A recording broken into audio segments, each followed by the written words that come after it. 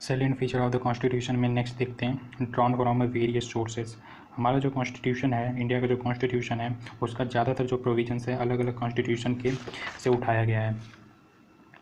और उसके साथ साथ हमारा जो गवर्नमेंट इंडिया एक्ट था 1935 का, उससे ज़्यादातर पोर्शन उठा लिया गया है। हमारा जो कॉन्स्टिट्यूशन 35 एक्ट था, डॉक्टर बी आर अम्बेडकर जो थे, उन्होंने प्राउडली एक्लेम किया था जो हमारा जो कॉन्स्टिट्यूशन है वो rank ranking all the known constitution of the world, यानी ज़्यादातर जो कॉन्स्टिट्यूशन है वर्ल्ड के, उनको गो थ्रू करके बनाया गया है।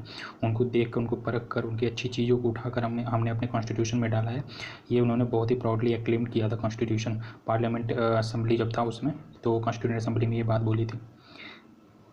हमारा जो कॉन्स्टिट्यूशन का जो स्ट्रक्चरल पार्ट है उसका लार्ज एक्सटेंट जो है वो गवर्नमेंट ऑफ इंडिया एक्ट 1935 से लिया गया है। और जो फिलोसॉफिकल पार्ट है कॉन्स्टिट्यूशन का, जैसे कि fundamental right, directive principle and state policy, जिसको DPS भी बोलते हैं शार्ट में, वो अमेरिकन कॉन्स्टिट्यूशन और आयरिश कॉन्स्टिट्यूशन से इंस्पायर्ड है, वहाँ से लिया गया एक्चुअली। जो हमारा जो पॉलिटिकल पार्ट है, जैसे कि बात किया जाए कि principle of cabinet government, relation between executive and legislature, ये जो लिया गया है वो लार्जली ब्रिटिश कॉन्स्टिट्यूशन से उठाया गया है। कुछ पार्ट हैं, कुछ भी प्रोविजंस हैं जो कॉन्स्टिट्यूशन में अलग अलग कॉन्स्टिट्यूशन से लिए गए हैं, जैसे कि कनाडा, ऑस्ट्रेलिया, जर्मनी, USSR, रसिया जो हो गया अब आजकल, और फ्रांस, साउथ अफ्रीका, जापान, ये सब सारे कंट्री से भी कुछ कुछ पार्ट को लिए गए हैं, जो कि आगे हम चल के देखेंगे। लेकिन जो ज़्यादातर जो पोर्शन है, जो प्रोफाउंड इन्फ्लुएंस है, मटेरियल सोर्स है कॉन्स्टिट्यूशन का, गवर्नमेंट ऑफ इंडिया एक्ट 1935 ही है। जो फेडरल स्कीम है, judicial governor, judiciary governors, emergency powers, public service commission, वो ज़्यादातर जो प्रोविजंस हैं वो सारे के सारे प्रोविजंस 1935 का ब्रिटिशर्स का एक एक्ट था, India government of India act 1935, तो वहाँ से लिया गया है। थर्ड अगर बात किया जाए फीचर की, तो ये है blend of rigidity and flexibility. Constitution को, जैसे मैंने पिछले वीडियो में बताया था कि कॉन्स्टिट्यूशन को दो भागों में बांटा जा सकता है, एक रिटन एक अनरिटन, तो उसी प्रकार कॉन्स्टिट्यूशन को दो भागों में और बांटा जा सकता है, क्लासिफाइड किया जा सकता है, जैसे कि rigid and flexible.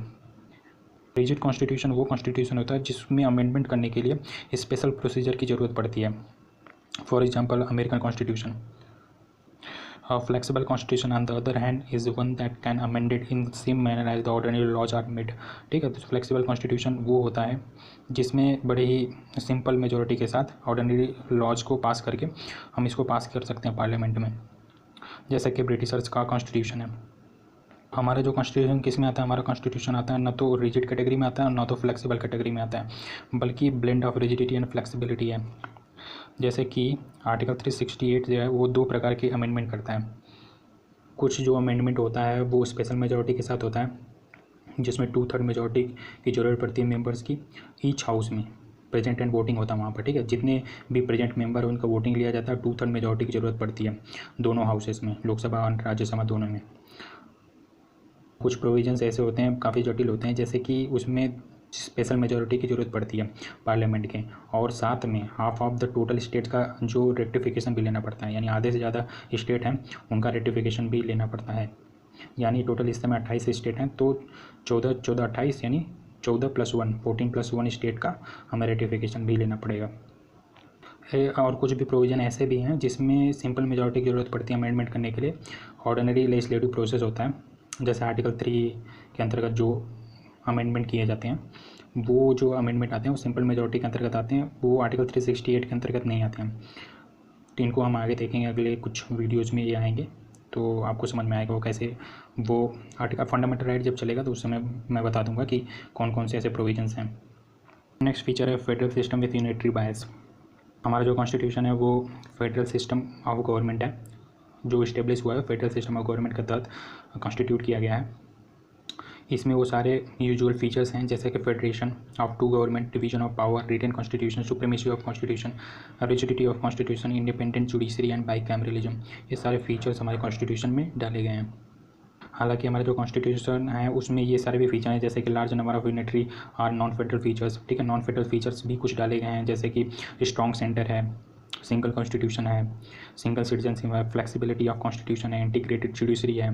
Integrated judiciary मतलब पूरे देश का एक ही जुडिशरी, और फ्लेक्सिबिलिटी ऑफ कॉन्स्टिट्यूशन मतलब बताया था पिछले टॉपिक में आपको। स्ट्रॉन्ग सेंटर मतलब सेंटर ज़्यादा स्ट्रांग होगा स्टेट के अपेक्षा। सिंगल कॉन्स्टिट्यूशन मतलब एक ही कॉन्स्टिट्यूशन, पीछे बता चुके हैं सारी चीज़ें।